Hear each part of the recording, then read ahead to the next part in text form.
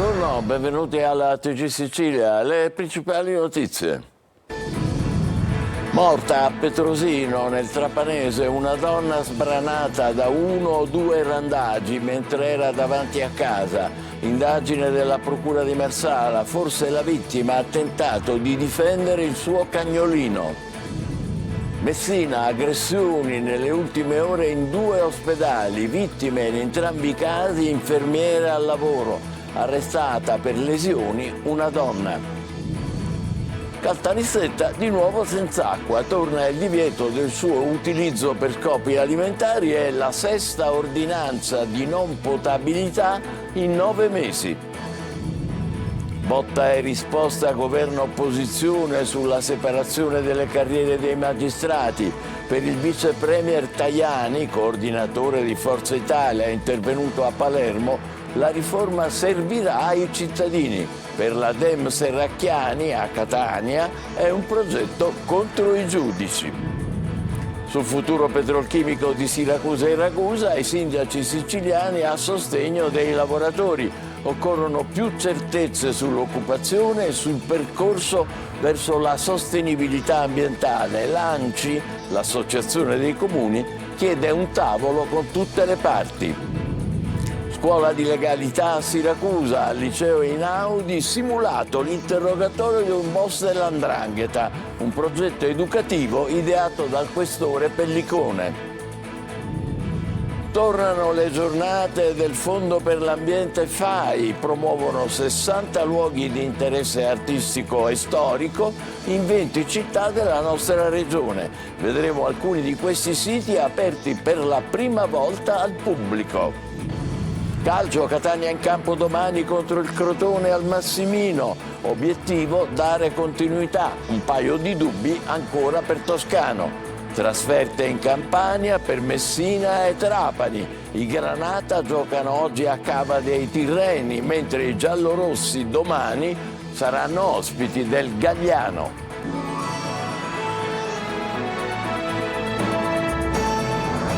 Bentrovati. A Petrosino, nel Trapanese, una donna è morta sbranata da 1 o 2 randagi.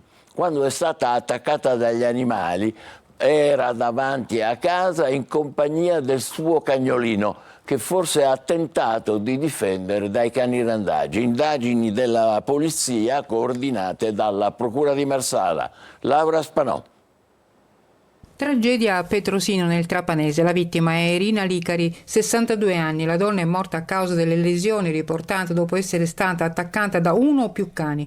Il fatto si è verificato davanti alla sua abitazione, che si trova nei pressi dello stadio comunale. Irina Licari è morta ieri sera. Le gravi ferite riportate dopo essere stata aggredita non le hanno permesso di sopravvivere. Secondo una prima ricostruzione, la donna era con il suo cagnolino. In queste ore si sta tentando di capire se sia stata attaccata perché magari intervenuta a difesa della sua bestiola aggredita dal cane di maggiore stazza. Per accertare l'esatta dinamica indaga il commissariato di polizia di Marsala con il coordinamento della procura. Il problema dei cani randagi o anche di proprietà non è nuovo nel marsalese, dove in passato si sono registrate diverse aggressioni. Una delle ultime lo scorso agosto sulla strada litoranea che collega Marsala a Petrosino. Un branco di 8-9 cani randagi aveva aggredito alcuni runners che si stavano allenando. Nel 2023 poi un giovane avvocato fu azzannato alle gambe sul lungomare ex Salinella di Marsala. A settembre 2019 un uomo venne azzannato da un cane randagio nei pressi dei magazzini accanto al porto di Marsala. Qualche tempo prima era capitato ad un'anziana di Strasatti, borgata di Marsala. Furono necessari per lei oltre 60 punti di sutura in varie parti del corpo. A Marsala c'è un canile municipale che di recente il comune ha affidato a privati che si occupano anche di accalappiare i randaggi, ma evidentemente non è sufficiente. Messina, 2 aggressioni nelle ultime ore in altrettanti ospedali, vittime in entrambi i casi infermiere al lavoro. Arrestata per lesioni una donna, Adelaide Barbagallo.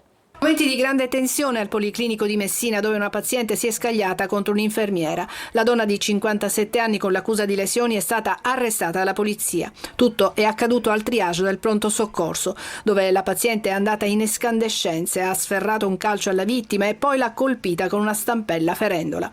Colpito al torace anche l'agente del posto di fisso di polizia.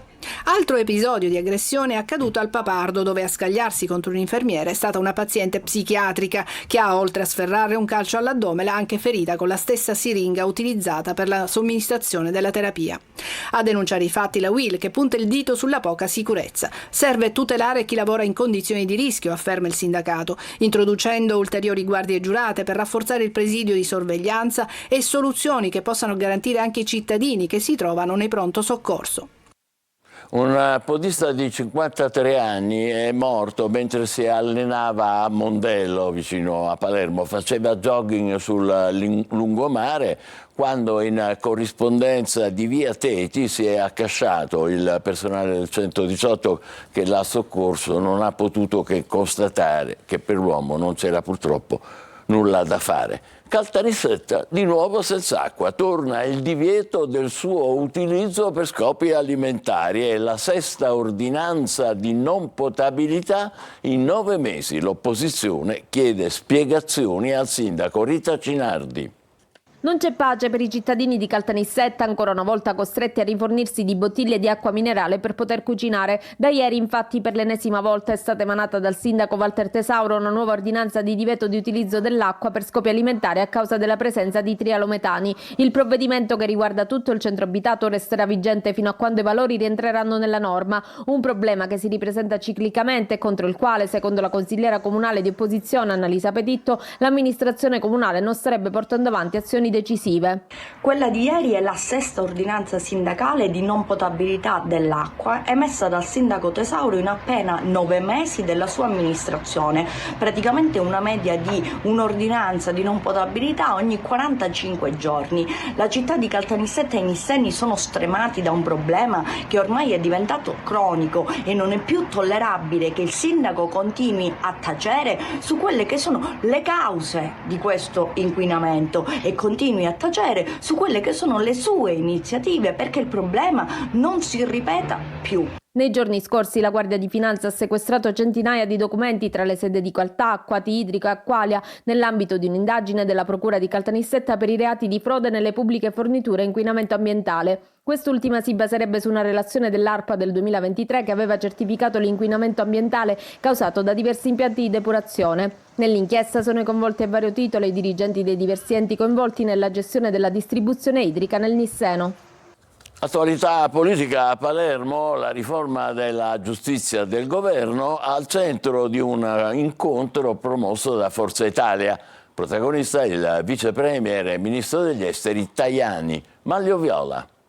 Sbarca a Palermo il vice premier e ministro degli esteri Antonio Tajani, oggi chiamato a trarre le conclusioni dell'incontro di Forza Italia sulla giustizia che si tiene al Teatro Politeama. Perché la riforma della giustizia è una riforma che è per i cittadini, non è contro nessuno, anzi è una riforma destinata a esaltare il ruolo dei magistrati, a depoliticizzare la magistratura. Abbiamo approvato anche la riforma delle intercettazioni, quindi stiamo ridisegnando un sistema che non è lassista, ma che impedisce che accadano vicende come quelle che purtroppo accadono nel nostro Paese, dove il 50% di coloro che sono in carcerazione preventiva poi sono innocenti, quindi anche un tema che riguarda la situazione nelle carceri. Ai lavori anche i capigruppo di Camera e Senato, Barelli e Gasparri, il vice capo delegazione azzurro in Europa Marco Falcone, il vice ministro della giustizia Sisto. Ma sulla riforma della giustizia e la separazione delle carriere è di tutt'altro parere l'esponente dell'opposizione Deborah Serracchiani, responsabile giustizia del PD. L'ha sentita a Catania in un convegno Adelaide Barbagallo. Non è una separazione delle carriere, è una separazione dei giudici, che tra l'altro ha degli effetti negativi molto importanti non solo sulla nostra Costituzione ma proprio sulla nostra forma di democrazia. La separazione delle carriere si poteva fare con una legge ordinaria, la si fa con riforma della Costituzione perché si vuole incidere sulla indipendenza e l'autonomia della magistratura e soprattutto separando i pubblici ministeri e creando questi due mezzi poteri, dividendo l'ordine giudiziario, si ottiene addirittura l'eterogenesi dei fini, e cioè i pubblici ministeri rischiano di diventare più forti e nei paesi nei quali si è fatta la separazione delle carriere e i pubblici ministeri sono diventati più forti sono finiti sotto l'esecutivo, che è un po' quello che ci ha detto Del Mastro. È netta la posizione di Deborah Serracchiani sulla riforma della giustizia. A Catania, per un incontro moderato dal segretario del PD in Sicilia Anthony Barbagallo, la responsabile della giustizia del PD si mostra fiduciosa sulla ricomposizione delle frizioni del partito in Sicilia, che è stato commissariato proprio per le tante tensioni interne. C'è un commissario che ha il compito, Nico Stumpo, che è un collega deputato, di garantire il percorso del congresso, e sono convinta che ritroveremo un punto di sintesi. Barbagallo è un segretario regionale che ha avuto ed ha una grande responsabilità e condurrà il partito sicuramente a questa sintesi. Oggi alle 14.30 su Telecolor e domani alle 14 su Antenna Sicilia torna Il Punto, l'approfondimento di Luca Ciliberti. La trasmissione di quest'oggi si occuperà di caro vita e di rincari delle bollette, aumenti che pesano nelle tasche dei siciliani anche a causa delle crisi internazionali. E poi lo scandalo della sanità a Trapani. Tra gli ospiti l'ex deputato regionale Nino Oddo, che denuncerà il suo caso di vittima di malasanità. Poi l'europarlamentare della Lega Stancanelli, la senatrice di Italia Viva Musolino, il capogruppo 5 Stelle Di Paolo e il deputato regionale Bica di Fratelli d'Italia. Ci sarà anche il presidente di Confcommercio Sicilia, Gianluca Manenti, alle 14.30 su Telecolor. Futuro verde per il petrolchimico di Siracusa e Ragusa.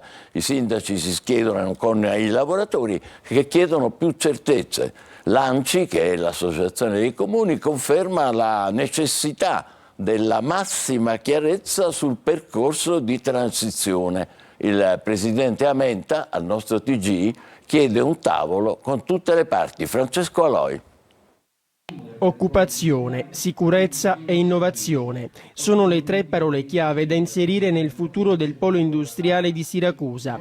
A ribadirlo sono i sindaci, schierati al fianco dei lavoratori, che da tempo vivono nell'incertezza. In mezzo alle sfide delle transizioni, dove chiaramente le imprese stanno vivendo un momento di grande difficoltà, ma se ci sediamo attorno a un tavolo, governo nazionale, regionale, aziende, comuni e forze sociali, forse insieme si esce da questa vicenda. Obiettivo di Universalis è la transizione green, un processo di trasformazione che in Sicilia riguarderà i poli di Siracusa e Ragusa e che fa tremare migliaia di posti di lavoro, indotto incluso. Aziende e Mimit hanno rassicurato tutti, ma non basta.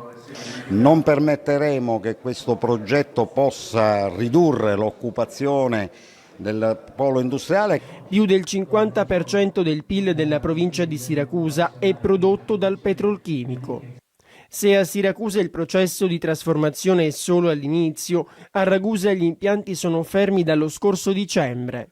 Siamo ovviamente preoccupati per il mantenimento del livello occupazionale attuale, per salvare anche le posizioni di chi lavora nell'indotto, però è chiaro che c'è un piano molto articolato, un piano che prevede uno sviluppo, una modifica, una trasformazione del sito industriale in qualcosa di diverso. E dall'aula consigliare di Palazzo Vermexio parte un messaggio indirizzato a governo ed Eni. Sì ad un futuro green, ma tutelando tutti i lavoratori. A Trapani, dopo la giornata di Libera per ricordare le vittime innocenti di mafia, abbiamo sentito uno dei familiari delle due vittime di un duplice delitto di Cosa Nostra ancora senza giustizia.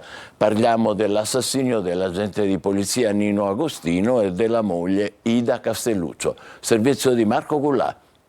36 anni tra piste e depistaggi non sono bastati per mettere un primo punto definitivo a uno dei delitti più controversi della storia di Cosa Nostra, il duplice omicidio del poliziotto Nino Agostino e della moglie Ida Castelluccio, che era incinta di 5 mesi, avvenuto il 5 agosto 1989 a Villa Grazia di Carini. Ieri, nella giornata del ricordo delle vittime di mafia celebrata a Trapani per la famiglia Agostino, questa volta non era presente il papà Vincenzo con la sua lunga barba, ma c'era il nipote Nino. C'è ancora rabbia per la sentenza della Cassazione di tempo fa di annullare con rinvio la condanna all'ergastolo del boss Nino Madonia e della prescrizione sull'assassinio di Ida Castelluccio.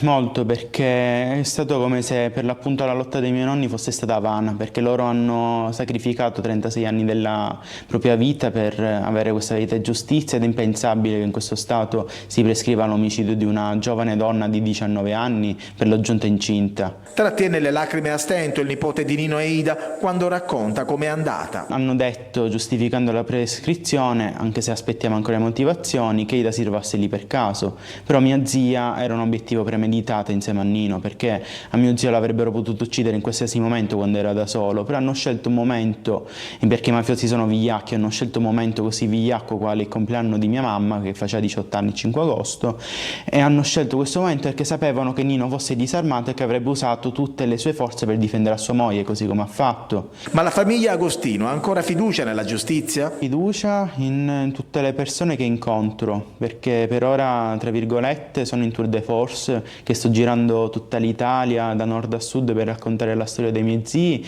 e incontrando i membri delle istituzioni che rappresentano bene la divisa di mio zio, incontrando tutte le scolaresche, i comuni, persone che proprio hanno, se la sentono la storia della mia famiglia, ho fiducia in loro. A Siracusa, a scuola di legalità, al liceo Einaudi, simulato l'interrogatorio di un boss dell''ndrangheta, un progetto educativo promosso dal questore Pellicone. Francesco Aloi. Le 2:30 di notte. E io sparai 7 colpi di pistola, capitolo 765, alla strada cinese del Bardus. Un interrogatorio di polizia a scuola. Da un lato c'è un funzionario della squadra mobile di Reggio Calabria, dall'altro un boss dell''ndrangheta. Per quanto riguarda invece la pistola utilizzata, l'avevo rubata nell'abitazione di Radi Maria, una cosa particolare, si trovava in un armadio dentro una borsa mentre facevo il furto che trovavo. Naturalmente è una messa in scena, con l'attore siracusano Attilio Ierna, il questore. Fu proprio lui a condurre l'interrogatorio, quello vero, quando lavorava in Calabria. Poi l'idea di trascrivere tutto e farlo rivivere ai giovani. Si tratta di un'indagine che ho condotto personalmente alcuni anni fa, quando ero un po' più giovane, e abbiamo voluto realizzare questo incontro con gli studenti proprio per far rivivere agli studenti un'indagine e per far comprendere a loro cosa voglia dire, quale sia la vita di un delinquente e farli riflettere. Mi disse di portare a termine l'omicidio senza problemi, perché della sorella a lui non gliene fregava niente. Un'iniziativa che ha catturato l'attenzione dei ragazzi. Abbiamo mostrato loro anche alcuni filmati e i filmati degli arresti dei soggetti coinvolti nell'indagine. E il famoso slogan della polizia, esserci sempre, è rivolto anche ai giovani. È a loro che bisogna indicare la giusta strada da seguire per un domani sempre all'insegna della legalità. Voltiamo pagina, tornano le giornate FAI di primavera. Grazie ai volontari del Fondo per l'Ambiente FAI, appunto, si possono visitare 60 luoghi speciali di interesse storico e artistico in 20 città della nostra regione. Ed Eva Spampinato adesso ci guida in alcuni di questi siti aperti per la prima volta al pubblico.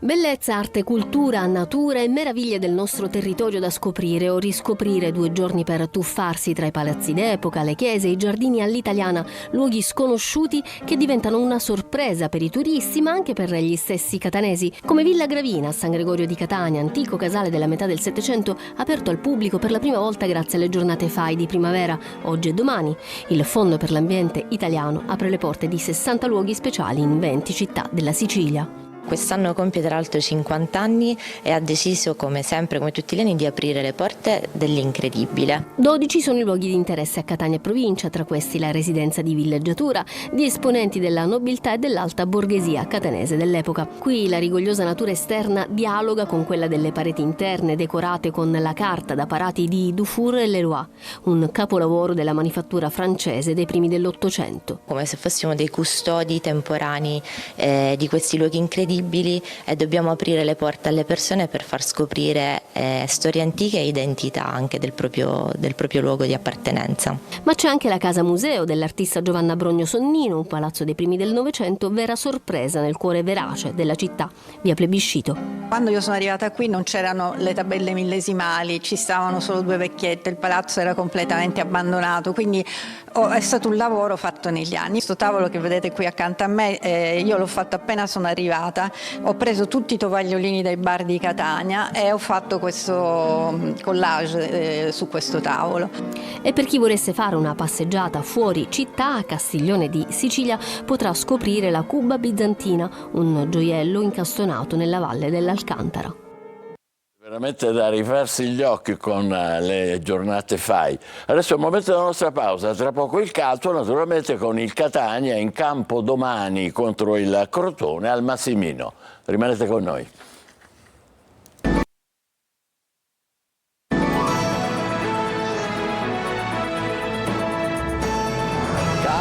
Catania in campo domani alle 12:30 contro il Crotone al Massimino. Obiettivo dare continuità. Ma ci sono un paio di dubbi per Toscano. Il tecnico del Crotone, Longo, arriverà senza 4 pedine a disposizione. Francesco Triolo. Un paio di ballottaggi, molte conferme. Mimmo Toscano sceglie la strada della continuità in vista della gara di domani al Massimino contro il Crotone e che mette in palio punti pesanti nella corsa playoff.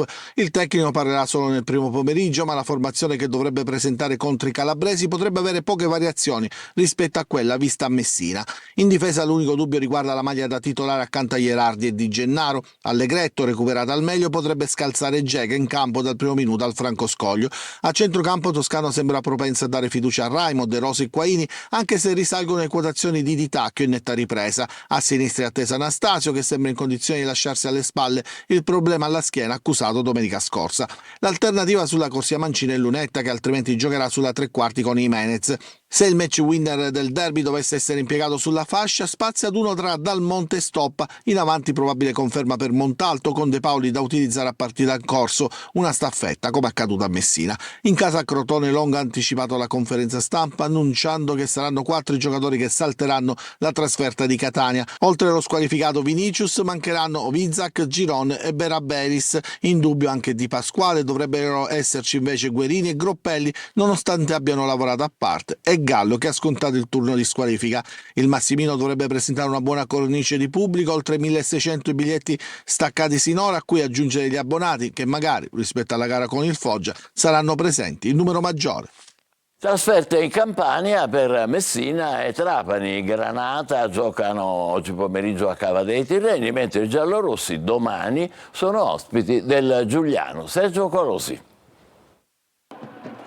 A Giuliano il Messina cerca punti e gol per agganciare il play-out con la Casertana, che oggi non si disputerebbe per le 9 lunghezze di differenza tra le due squadre. Comincia per i giallorossi un mini torneo di 5 giornate e un turno di riposo. Il Messina, scortato dall'affetto dei tifosi ma devastato dai risultati, dalle penalizzazioni e dalle problematiche societarie, prova l'impresa contro un Giuliano tornato in corsa per i play-off dopo la vittoria di Trapani. Banchieri ritrova in mediana Crimi e Buchel, Muscoli e Fosforo dell'11 peloritano. Pronto al rientro anche Gianfi sulla destra. Recuperato in difesa Marino, con Dumbravana ancora squalificato e impegnato con la nazionale moldava. Sul fronte societario c'è movimento ma nulla di sostanziale. Il gruppo americano, in attesa del closing, ha offerto ai proprietari la copertura delle prossime spese con la formula del prestito sostenuto da idonee garanzie. Un'azienda italiana operante nel settore dell'energia e degli impianti fotovoltaici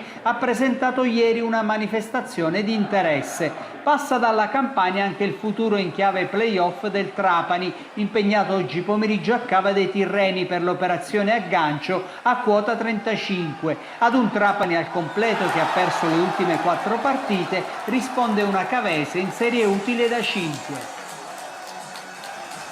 Il successo ai quarti contro Roma ai rigori ha regalato alla Meta Catania l'accesso alla semifinale della Final 8 di Coppa Italia di Iesi. Si gioca nel pomeriggio, l'avversario è il Genzano. Ancora Francesco Triolo.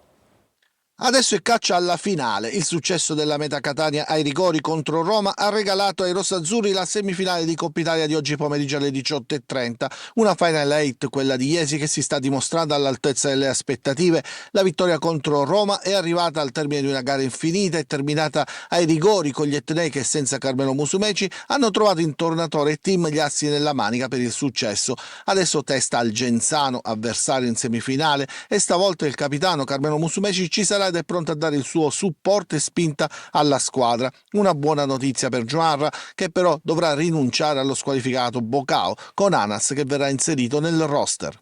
Sappiamo che è una squadra con tanta esperienza, tanti buoni giocatori a livello di squadra anche, ma credo che anche noi abbiamo dimostrato che possiamo dominare durante la partita e che avremo la nostra possibilità di passare alla finale. Di fronte i rossazzurri si troveranno un Genzano che ha battuto 7-5 Avellino nel quarto di finale ed è una delle poche formazioni che ha fatto penare la meta in campionato al Pala Catania. Rossazzurri che avranno nei suoi 3 portieri punti di forza, senza dimenticare le bocche di fuoco Turmena, Podda, Gianluca e Musumeci o le scelte da pivot di Pulvirenti o Anderson. Sarà però il campo a dire la sua. Vedremo, noi comunque ci fermiamo qui, grazie per essere stati con noi, buon pomeriggio.